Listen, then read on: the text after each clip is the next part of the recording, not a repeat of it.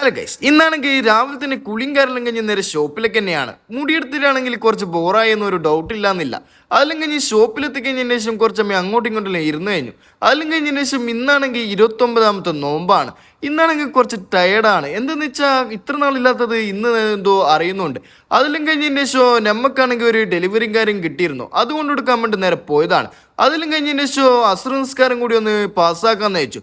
അങ്ങനെ നേരെ അസ്ർ നിസ്കാരം പാസ്സാക്കാൻ വേണ്ടി നേരെ ബാക്കിലാണ് പോയത്.